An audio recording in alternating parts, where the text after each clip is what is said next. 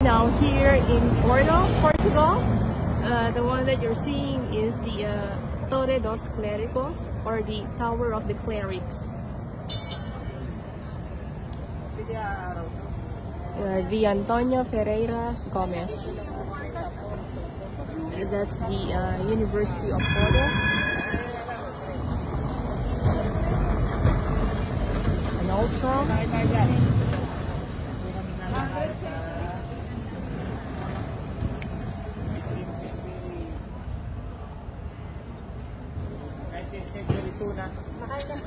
Una pala to eh.